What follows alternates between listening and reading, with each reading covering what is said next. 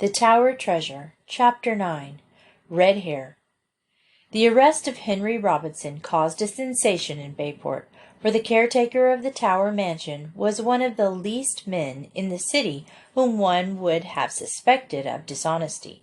There was a great deal of public sympathy for the family, but little for the accused, as most people seemed to take it for granted that he would not have been arrested if he had not had something to do with the crime.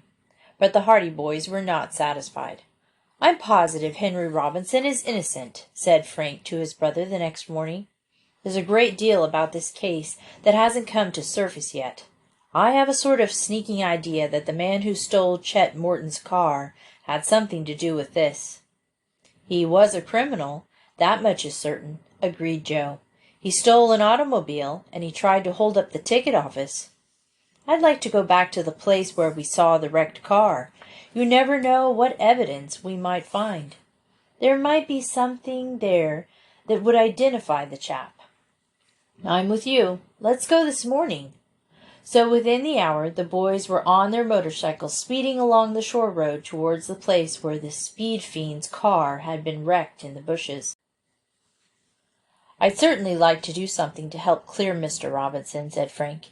"It's pretty tough on Slim and his mother and sisters. We probably won't be able to do very much if Dad can't clear him. I don't think we can help a great deal, but it's worth a while trying."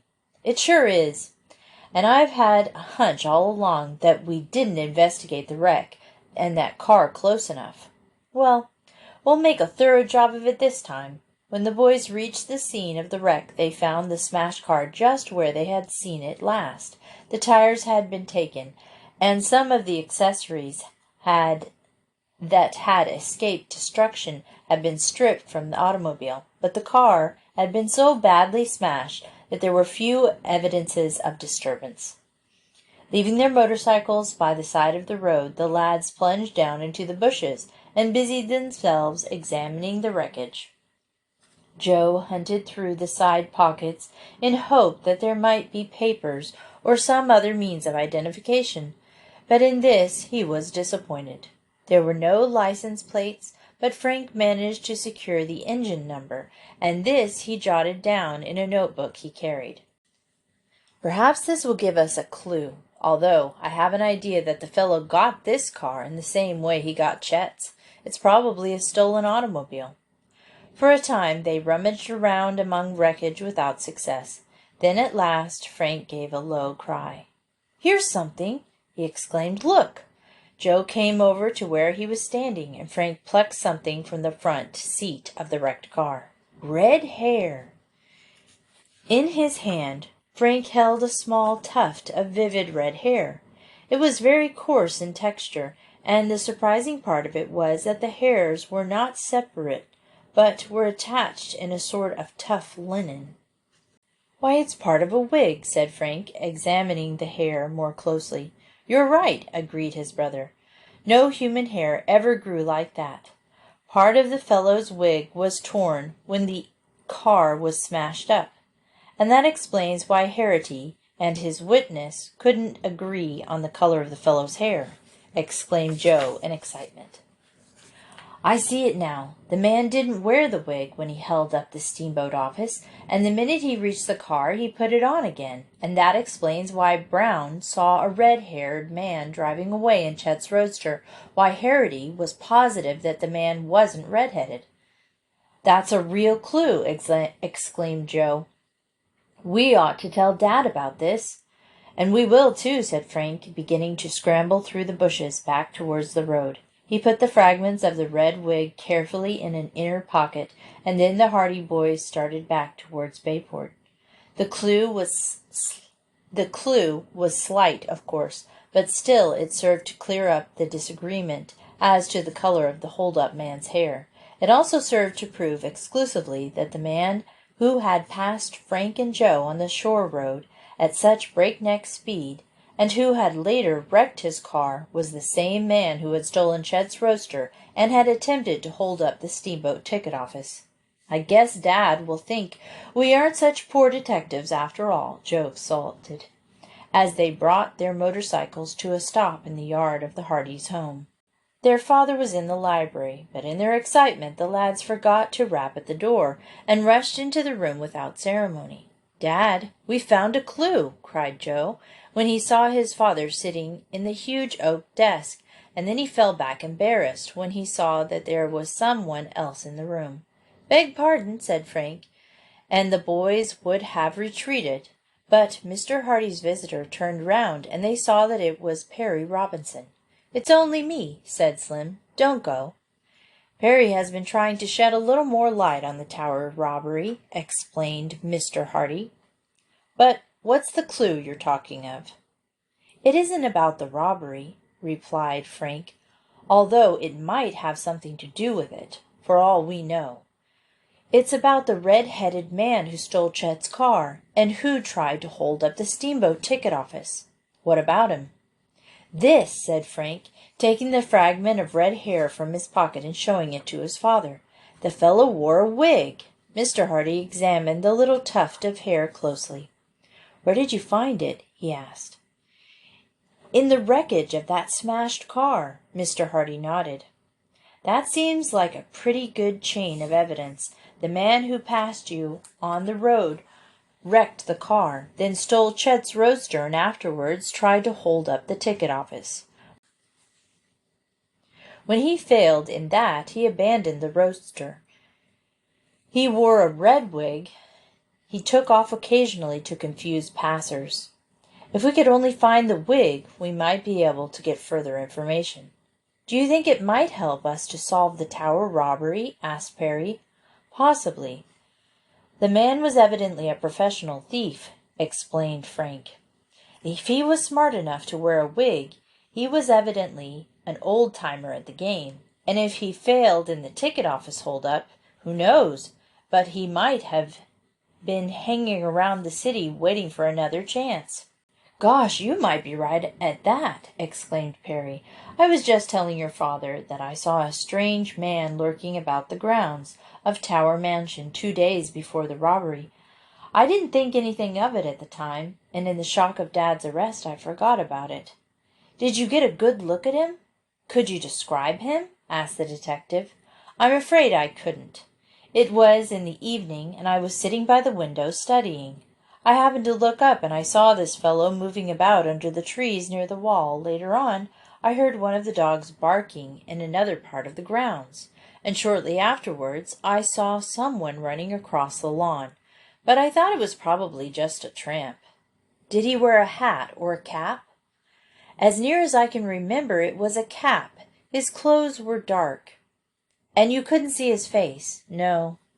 "Well, it's not much to go on, but it might be a link up with Frank's idea that the man who stole the roadster might have still been hanging around."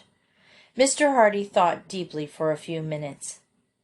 "I'm going to bring all these facts to Mr. Applegate's attention, and I'm also going to have a talk with the police authorities. I don't think they have enough evidence to warrant holding your father, Perry." "Do you think you can have him released?" the boy asked eagerly. "I'm sure of it. In fact, I think Mr. Applegate is beginning to realize now that he made a mistake, and I don't think the police are any too anxious to go ahead with the case on meager evidence in their possession."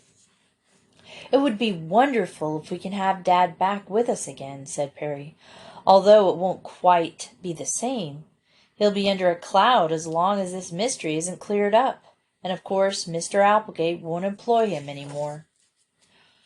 "All the more reason why we should get busy and clear up this affair," returned Mr. Hardy. "You boys can help." "How?" "By keeping your eyes and ears open, and by using your wits. That's all there is to detective work." "Well, you can just bet that if it will clear Slim's dad, we'll be listening and looking at every clue there is," Joe assured his father. Chapter 10. An Important Discovery. When the Hardy boys returned from school next afternoon, they saw that a crowd had collected about the bulletin board in the post office. "Wonder what's up now?" asked Joe, pushing his way forward. Boylike, he was able to make his way through the crowd with agility of an eel, and Frank was not slow in following. On the board was a large poster, the ink on which was scarcely dry, At the top, in enormous black letters, they read, $1,000 reward. Underneath it, slightly smaller type, came the following. The above reward will be paid for information leading to the arrest of the person or persons who broke into Tower Mansion and stole from a safe in the library jewels and securities as follows. Then came a list of the jewels and negotiables, bonds that had been taken from the Tower Mansion, the jewels being fully described, and numbers of bonds being given. It was announced that the reward was offered by Hurd Applegate. "Why, that must mean that the charge against Mr. Robinson has been dropped," exclaimed Joe. "It looks like it. Let's go and see if we can find Slim." All about them people were commenting on the size of the reward, and there were many expressions of envy for the person who should be fortunate enough to solve the mystery. $1,000, said Frank, as they made their way out of the post office. "That's a lot of money, Joe." "I'll say it is, and there's no reason why we haven't as good a chance of getting it as anyone else." "Why not? Let's get at this case in real earnest. Of course, we would do what we could anyway, but $1,000! It's worth trying for. Dad and the police are barred from the reward, for it's their duty to find the thief, if they can. But if we find him, we get the money. And we'll have the satisfaction of clearing Mr. Robinson, too. Joe, let's get at this case in earnest. We have some clues right now, and we can follow them up." "I'm with you. But there's Slim now." Perry Robinson was coming down the street towards them.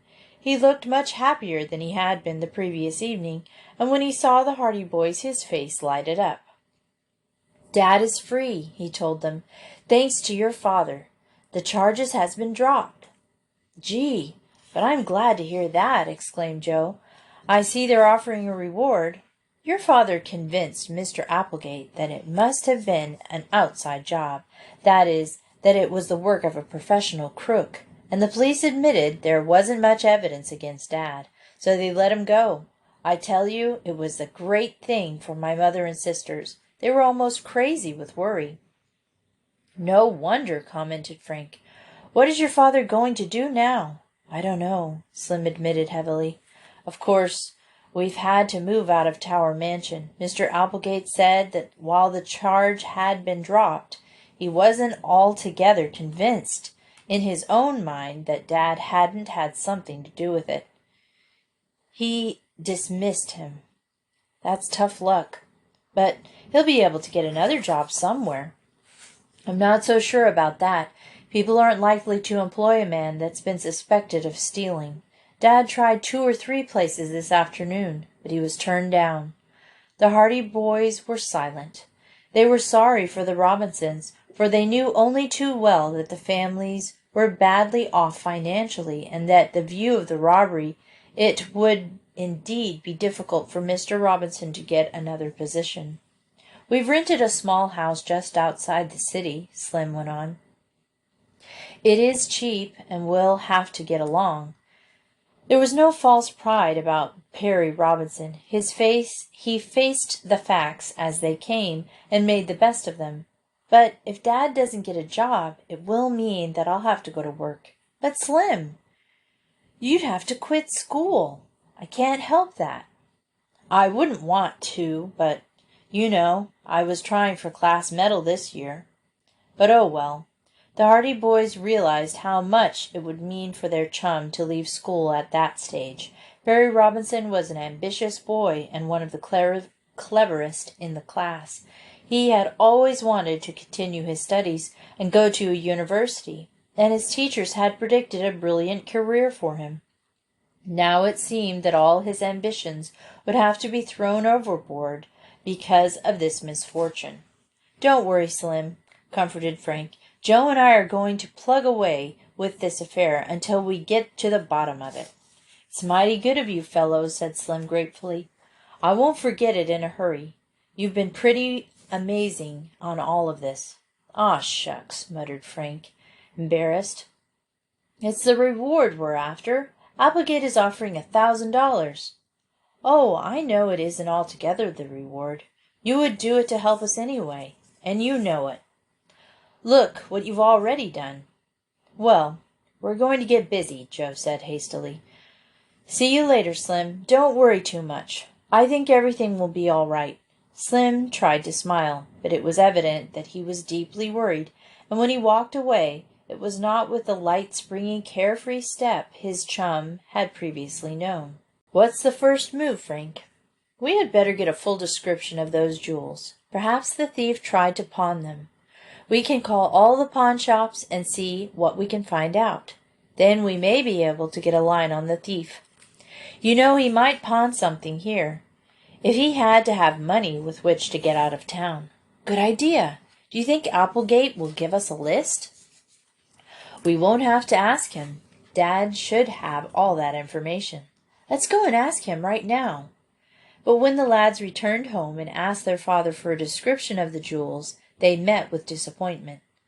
"I'm quite willing to give you all that information," said Fenton Hardy, "but I don't think it would be much use. Furthermore, I'll bet I can tell just what you're going to do." "What?" "You're going to make the rounds of the pawnshops and see if any of the jewels have been turned in." The Hardy boys looked at one another in consternation. "How did you ever guess that?" asked Frank. Their father smiled. "Because it's just what I have already done not an hour after I was called on the case, and I had a full description of all those jewels in every pawnshop in the city. More than that, the description has been sent to jewelry firms and pawn shops in other cities near here, and also in New York police.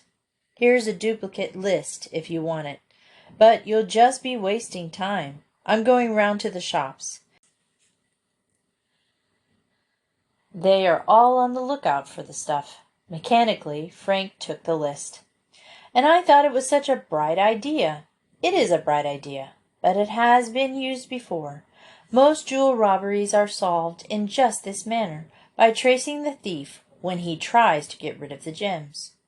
"Well," said Joe gloomily, "I guess that plan is all shot to pieces. Come on, Frank. We'll think of something else." "Out after the reward, huh?" said Mr. Hardy, shrewdly. "Yes, and we'll get it, too. I hope you do. But you can't ask me to help you any more than I have done. It's my case, too, remember. So from now on, you're part of my opposition." "It's a go.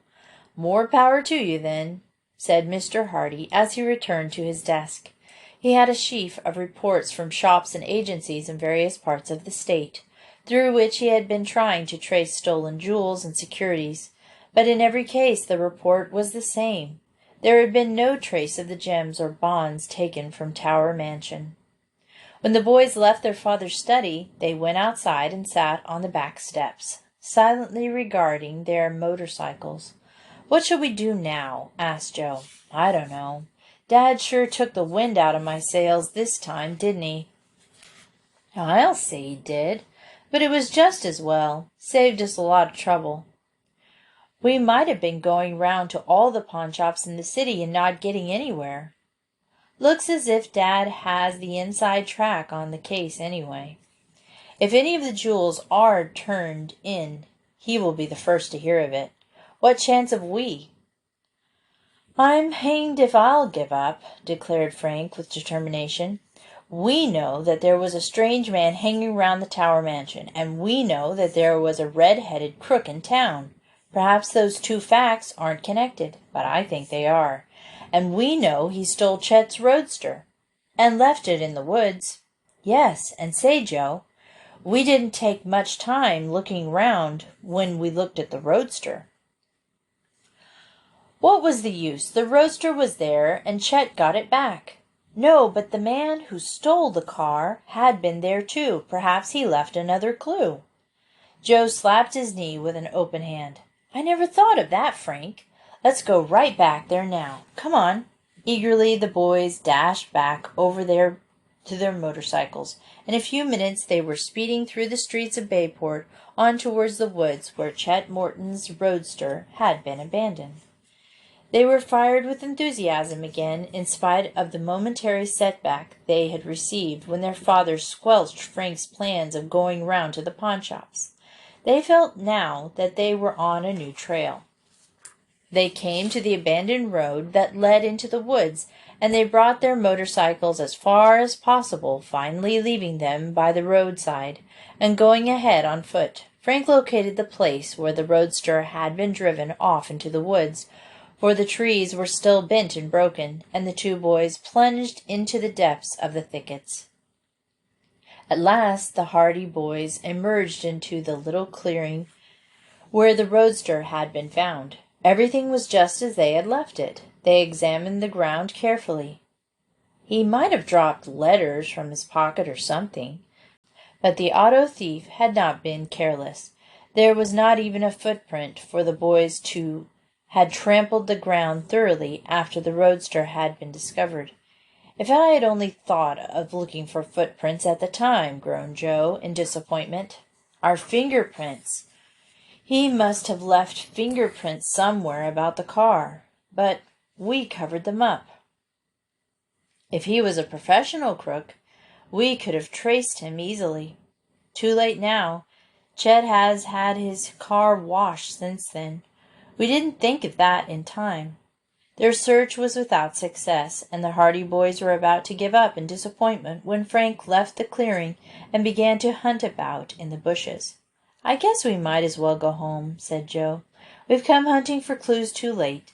If we had only since we had looked for the fingerprints earlier," and he was interrupted by a shout from his brother. "Joe, come here quick! I've found something." There was no mistaking the excitement in Frank's voice. Joe lost no time in scrambling through the bushes until he reached his brother's side. Frank was standing in the midst of a thicket, holding up something red and bushy. "It's a wig! The red wig!" exclaimed Joe, his eyes widening. "Not only the wig," replied Frank, "but this." Then he bent over and picked up a battered hat from the ground. "And this," where he picked up a worn coat. "They belonged to the crook. It couldn't have been anyone else. He must have disguised himself here and left the wig and things in the bushes when he abandoned the car." Chapter 11. Mr. Hardy Investigates. The Hardy boys looked at one another in growing excitement. "What ought we to do about it?" asked Joe. "I'm going to tell Dad what we found." "But didn't he say he would be working on the case on his own, and that we would be in opposition? This is different. We have a real clue here, but we don't know how to use it. You can bet Dad will know what to do. He'll act fairly with us. If it leads to anything, he'll see that we get credit for it." "I guess you're right, Frank. This is a little too big for us to handle ourselves, but imagine finding that wig. What luck! There's nothing else around here, is there? Let's look." Although the Hardy boys scoured the woods in the vicinity thoroughly, they found nothing more. But the wig, the hat, and the coat gave promise of interesting developments. Frank hunted through all the pockets of the coat in faint hope of finding something that would identify the previous wearer. But in this he was disappointed. So they went back to the abandoned road and remounted their motorcycles, returning to Bayport with the articles they had found in the woods. Their disappointment had turned to jubilation, for now they felt that they were definitely on the trail of the mysterious man in the red wig, and while there was no connection between the fellow and the thief who had robbed Tower Mansion, Frank had, as he said, a hunch that the auto thief and the robber of the mansion were one and the same man. "If we ever lay our hands on that man who stole Chet's roadster, I'll sure have gone a long way towards solving the Tower affairs," said Frank to his brother. "I may be wrong, but I have an idea that the fellow was a professional crook who first set out to rob the steamboat office. Then, when he was frightened off, he hung round the city and waited for a chance to rob Tower Mansion." Mr. Hardy was still in the library when the boys returned home. The great detective was frankly surprised when his son again entered the room, and he looked up with suspicion, a twinkle in his eye. "What, more clues?" he exclaimed. "Surely not so soon." "You bet we have more clues," exclaimed Frank eagerly, "and real clues this time. We've gone to turn them over to you." But I thought the two of us were working on this case on your own way. Remember, I'm the opposition." "Well, to tell the truth, we don't know just what to do with what we found," admitted Frank. "And anyway, we know you'll be fair with us, so it doesn't matter. Look!" And with that he tossed the red wig on the table. He kept the coat and hat behind his back. Benton Hardy leaned forward quickly and picked up the wig with an inquiring glance at his sons. "So," he murmured, "you found the wig?" Then he opened a drawer in his desk and produced the fragment of wig that the boys had found in the smashed car by the road. "This has applied to a torn part of the wig itself. It fitted perfectly." "It's the wig all right," he declared, looking up. "Where did you find it? By the smashed car?" "No, hidden in the bushes near the place where Chet's roadster was found." Mr. Hardy whistled solemnly. "Good luck." He turned the wig over and over in his hands, carefully examining it under the microscope, and then tossed it back on the desk. "There aren't so many wigs sold that one can't trace them," he observed. "This happens to be made by a small company that doesn't turn out a great many wigs in a year. It's a sort of sideline for them." "How can you tell?" "There's a little mark on the inside that distinguishes the manufacturer. Just a trademark, hardly noticeable."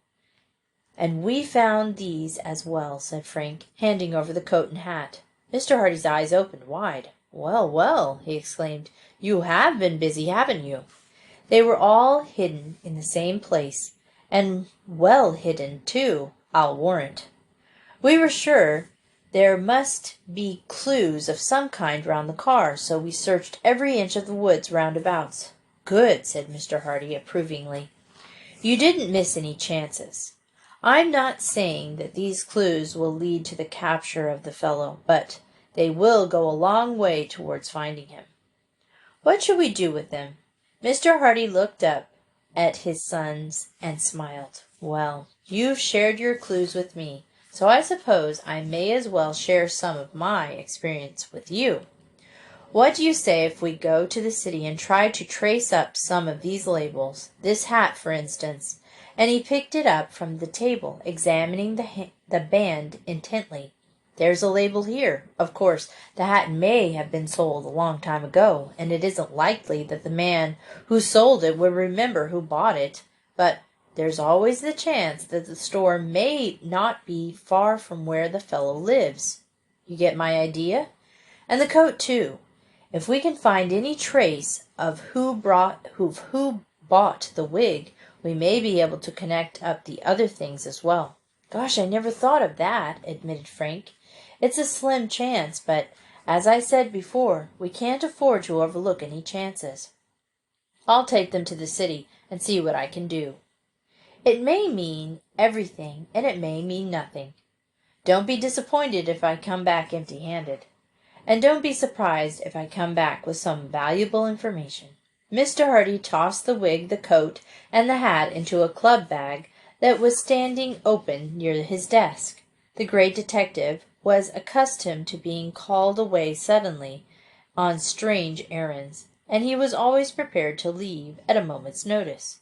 "Not much use starting now," he said, glancing at his watch, "but I'll go to the city the first thing in the morning.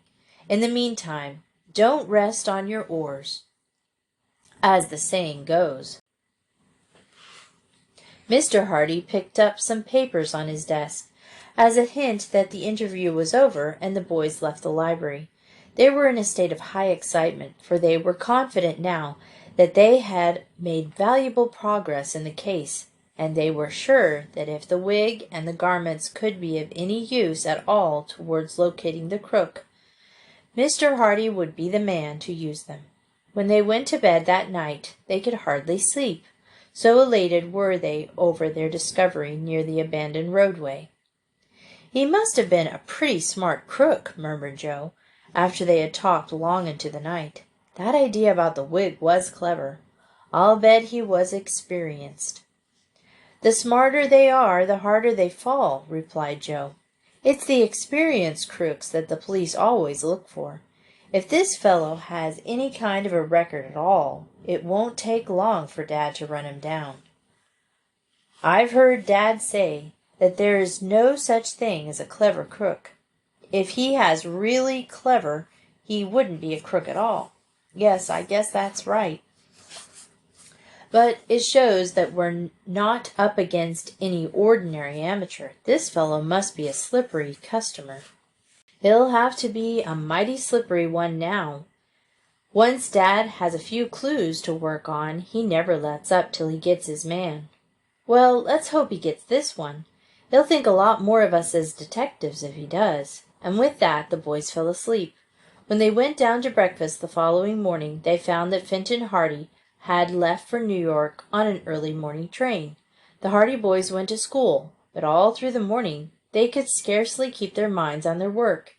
Their thoughts were far afield. They were wondering how Fenton Hardy was faring in his quest in New York, and it was not until after Frank had drawn a reprimand from one of the teachers because he absent-mindedly answered Red Wig when asked to name the capital of Kansas that they settled down to work and tried to put the affair of the wig and the abandoned clothes far from their minds.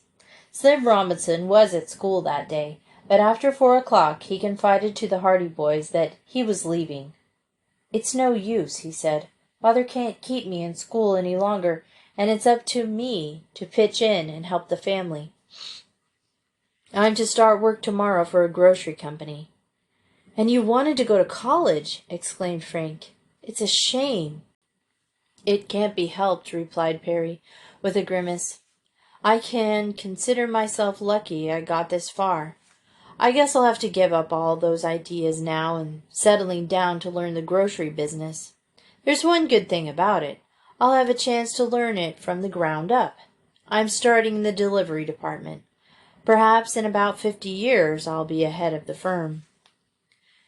"You'll make good at whatever you tackle," Joe assured him. "But I'm sorry you won't be able to go through college as you wished. Don't give up hope yet, Slim. You never know what may happen. Perhaps you'll find that fellow who did rob Tower Mansion." Both boys wanted to tell their chum about the clues they had discovered the previous day, but the same thought was in their minds, that it would be unwise to raise false hopes. It would go much harder with Perry, they knew, if he began to think the capture of the thief was imminent, only to have the hopes dashed to the earth again. So they said good-bye to him and wished him good luck. Perry tried hard to be cheerful, but his smile was very faint as he turned away from them and walked off down the street. "Gosh, but I'm sorry for him," said Frank as they went home. "He was such a hard worker in school, and he counted so much on going to college." "We've got to clear up the Tower robbery. It's all there is to it," declared his brother. "Perhaps Dad is back by now.